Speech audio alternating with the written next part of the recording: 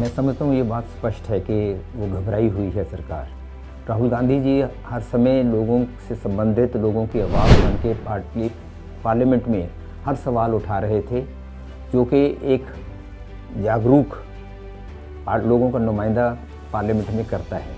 और वो बहुत ज़ोर के साथ करते थे, और सिर्फ पार्लियामेंट में ही नहीं, उसी के पार्लियामेंट के सदस्य होते हुए वो साथ साथ बाहर एक पार्टी के सीनियर लीडर होने के नाते, जैसे उन्होंने ये पदयात्रा की तकरीबन 4000 किलोमीटर से ऊपर की और 5 महीने से ज़्यादा समय की, उसके दौरान जिस हिसाब से उन्होंने जितने मुद्दे हैं जो देश से संबंधित हैं, देश के हित से हैं, उनके लिए उन्होंने आवाज़ उठाई और लोग बड़ी तादाद में आके उनसे मिले और अपने दुख उनके पास रोए।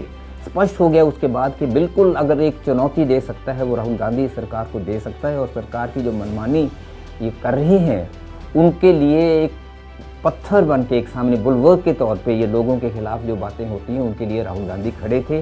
तो उनको एक अनकंफर्टेबल एक इनसे लगती थी कि इनका हाजिरी वहाँ है। इस कारण ये एक साजिश ही हुई है इस ढंग से कि 2019 वाले मसले को फिर 1 महीने में उठा के निपटाया, और उनको एकदम जिस रफ्तार के साथ पार्लियामेंट से उनको बर्खास्त किया गया, उससे ये बात स्पष्ट है कि सरकार ने सिर्फ घबराहट में ये किया है। वरना अगर एक लोकतांत्रिक सरकार, लोकतंत्र के जो रवायतें हैं उनको पसंद करने वाली सरकार अगर होती तो वो ऐसा ना करे। लोकतंत्र का मतलब सिर्फ एक समय पे चुनाव हो जाना नहीं होता। उसका मतलब होता है जितनी हमारी रवायतें हैं, जितनी जो भावनाओं के साथ लोकतंत्र मजबूत होता है, जो डेमोक्रेटिक इंस्टीट्यूशंस होती हैं, जितने संस्थान बनाए जाते हैं, जिनके लोगों से संबंध होता है, जिनके ज़रिए गवर्नेंस होती है, उन सबको किस हिसाब से उनका संचालन हो, उनको चलाया जाए, वो सबसे अहम बातें होती हैं। ये सरकार ने पिछले 8-9 वर्षों में एक एक करके जितने हमारे डेमोक्रेटिक इंस्टीट्यूशंस हैं उनको सिर्फ इमेस्क्यूलेट, उनको कमज़ोर ही नहीं किया, उनको ख़त्म करने पे लगे हैं और अपने फंदे अपने चुंगल में लेने लगे हुए हैं। और अगर कहें सही मायने में आज के दिन लोकतंत्र के नाम पे एक कंट्रोल्ड डेमोक्रेसी के जो लोकतंत्र के हिसाब से होनी चाहिए, जो संवैधानिक एक कॉन्स्टिट्यूशनल डेमोक्रेसी होनी चाहिए, उसकी जगह एक कंट्रोल्ड डेमोक्रेसी होने लगी है। और ऐसा समय आएगा, अगर ऐसा राह रहा कि किसी वक्त हर चीज़ की परिभाषा भी बदल देंगे। मुझे याद आता है और जॉर्ज ऑरवेल का नावल, जिनमें उन्होंने 1984 के उसके नावल में एक का टाइटल था, उसमें लिखा था ये सब चीज़ें। वैसे ही मुझे इत्फाक के साथ यहाँ दिखते नज़र आती हैं कि एक बिल्कुल सब चीज़ के लोगों की सोच बदलने पे लगे हुए हैं, जो सही मायने में लोकतंत्र के हित में नहीं। इस कारण कांग्रेस समझती है, और विश्वास है कांग्रेस को और पार्टीज को भी विश्वास है, कांग्रेस के अकेले नहीं, कि आज लोकतंत्र पे बहुत बड़ा प्रहार हो रहा है। और इससे प्रहार को बचाने के लिए, इससे देश को बचाने के लिए, लोग आज शायद नहीं समझ रहे होंगे, लेकिन इसको बचाने के लिए हमें आवश्यक है कि हम आगे बढ़ के इस पे करें, और ये राहुल गांधी जी ने किया। संबंध पे सिर्फ होता तो सवाल खड़ा ना होता। हुआ क्या है कि हिंडनबर्ग की जो रिपोर्ट आई है उस पर ये आया कि उस प्राइवेट कंपनी ने, अडानी ग्रुप ने, बहुत बड़ी तादाद में अपने अकाउंट्स में जो साफ़ नहीं थे उसके कारण इधर बहुत बड़ा फ़ायदा उठाया, और अपने जो एसेट्स हैं, अपने नेटवर्थ है, उसको एकदम बहुत बड़ा ऊंचा उठाया। और वो फ़ायदा कहाँ से उठाया? यहाँ आता है दूसरे पार्टीज़ का रोल। उसमें LIC, उसमें स्टेट बैंक ऑफ इंडिया, उसमें पंजाब नेशनल बैंक वगैरह से लोन्स बड़े लिए। और वो पैसा किनका होता है? वहाँ आम आदमियों का पैसा इन सभी जगह पे वो जमा होता है, जिसके कारण वो इतने बड़े बड़े लोन्स दे सकते हैं। और वो पैसा इनको दिया।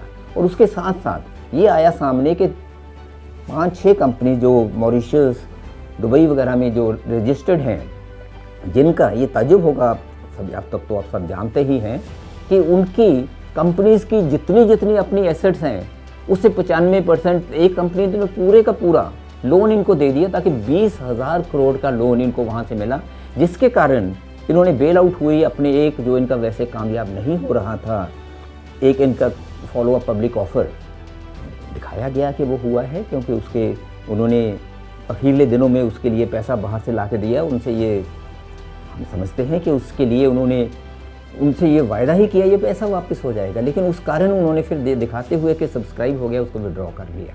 और इस तरीके से जो बाहर की अगर शेल कंपनीज़ का पैसा देश में आए तो ये सिर्फ को दो जाने को रिश्ते का ताल्लुक नहीं रहता, ये तो देश से संबंधित है, सीधा देश की अर्थव्यवस्था से संबंधित है। इस कारण क्यों आगे उठाया जाता है कि क्या प्रधानमंत्री जी ये ऐसा फ़ायदा अपने चुने हुए लोगों को दे रहे हैं? क्या अपनी नीतियां सिर्फ कुछ लोगों तक ही सेंटर्ड हैं कि उन लोगों को फ़ायदा उठाना है, आम आदमी तक उनका कोई फ़ायदा नहीं पहुंचे, आम आदमी को बेनिफिट नहीं हो, आम आदमी के हित की बात नहीं सोची जाए, उनको तो एक और खुराक दे दी जाती है, उससे उनको उलझा दिया जाता है, उस तरफ लगे रहते हैं, भूल जाते हैं कि आज के दिन हमारे अनएम्प्लॉयमेंट हुई है, इतनी बेरोज़गारी है, आज के दिन लोगों को जो मिलना चाहिए लोगों को उस हिसाब से नहीं मिल रहा। इस कारण ये हम आवाज़ और कांग्रेस के साथ दूसरी पार्टी की आवाज़ उठा रहे हैं। मैं समझता हूँ इससे और हास्य कोई बात नहीं हो सकती। It's ridiculous to presume that. Rahul ji ने क्या कहा था, अगर मैं वो सब अगर शायद याद रहें कि क्या इस नाम के मोदी नाम, सभी चोर मोदी नाम उनके साथ लगता है। अब इसको आप अपना एक एनालिटिकली देखिए, इसको आप किसी से संबंधित नहीं करिए। पहले तो अगर उन्होंने 3 नाम लिए थे, जो एक मानहानि का दावा होता है, एक कंप्लेंट होती है, वो उनमें से कोई कर सकता है। क्रिमिनल केस है, ये एक दंडनीय अपराध के तहत किया है, सिर्फ सिविल सूट नहीं किया कि मेरा इतना नुकसान हुआ है तो मुझे इतना पैसा मिल जाए। ये दंडनीय अपराध का किया है, जो बहुत कम इस्तेमाल होता है। अमेरिका वगैरह में तो आज के दिन है नहीं, हमारे पुराने समय से चलता आ रहा है, चलिए है, उसकी मैं बात नहीं कर रहा, लेकिन उसके तहत सबसे ज़्यादा से ज़्यादा सज़ा 2 साल है और इनको 2 साल की सज़ा सुनाई गई। अब कैसे हुआ वो, ये एक सेंटेंस जो था उसके साथ एक श्री पुरनेश मोदी इनके मंत्री थे गुजरात में, उन्होंने सूरत में ये केस डाल दिया। और हमारा कानून ये कहता है कि अगर सूरत में केस डाला, कहा था उन्होंने कर्नाटका में कोलार में, पहले ये अनिवार्य था, मैं ये समझता हूँ, जैसे दिल्ली के एक केस में हुआ है कि वहाँ से इसकी इन्वेस्टिगेशन सूरत में फिर करवाई जाती, इन्वेस्टिगेशन के बाद केस हो सकता था। केस हो गया, किसने रुकवाया हाई कोर्ट में जाके, जिसने दावा डाला था, जिसने शिकायत की थी, जिसने कंप्लेंट की थी। कभी सुना है ऐसा? दूसरी पार्टी जाती है ऊपर वाले कचहरी में करवाने, वहाँ इन्होंने कहा कि हम राहुल गांधी को फिर बुला के उनसे फिर उनके बयान लेना चाहते थे, जबकि मजिस्ट्रेट ने मना कर दिया था, केस स्टे हो गया। अब जब राहुल गांधी जी ने ये आवाज़ें उठानी शुरू की, पूरे ज़ोर के साथ बोला, इतनी कामयाब उनकी ये रैली रही, हमारा जो होती रही है उसके बाद श्रीनगर, और बहुत बड़ी कामयाबी के साथ 5 महीने का ये पदयात्रा चली, जिसमें लोग बिल्कुल हैरियत में पड़ गए कि राहुल गांधी इतनी गंभीरता के साथ इतना बड़ा लंबा उन्हें देश में ये पदयात्रा की। उसके साथ घबराहट, जिसका मैंने पहले जिक्र किया है, उस घबराहट के कारण, और फिर ये साथ जो अभी हिंडनबर्ग का अडानीज़ के प्रति आया, और इसमें सीधी आवाज़ उठाई। और सबसे बड़ी बात ये थी, कांग्रेस क्या मांग रही थी, राहुल गांधी जी ने क्या मांगा था, एक जेपीसी बना दीजिए, एक संयुक्त पार्लियामेंट्री कमेटी जो इस पे तफ्तीश करे। वो कांग्रेस की तो नहीं होनी थी, कांग्रेस के तो उसमें सदस्य कम होने थे, उसमें ज़्यादा सदस्य तो भारतीय जनता पार्टी के होने थे, क्योंकि वो यहाँ बहुमत में है और अक्सर बनाई जाती है। मुझे जितना अनुभव है उसके हिसाब से बनाई जाती रही हैं ऐसी मांगों पे, और बनाई जानी चाहिए थी।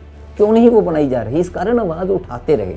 जब इस आवाज़ को और बुलंदी से उठाया राहुल गांधी जी ने, फिर वहाँ एकदम दरख्वास्त डाल दी हाई कोर्ट में उन्होंने, पुरनेश मोदी जी ने, कि जी मैं अपना अपील वापस लेता हूँ।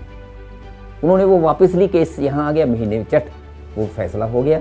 और राहुल गांधी को एकदम सीधा वो जो उन्होंने पहले कहा था, हम उनसे फिर उनको बुला के उनकी गवाही लेना चाहते हैं, उनसे पूछताछ करना चाहते हैं, कंप्लेनेंट ने, वो भी नहीं हुआ, सीधा उठा के फैसला कर दिया। और उसके बाद ये मेरी निजी राय है, इतनी थोड़ी सी शायद फ़र्क हो, क्योंकि देखिए उसमें 2 बातें हैं।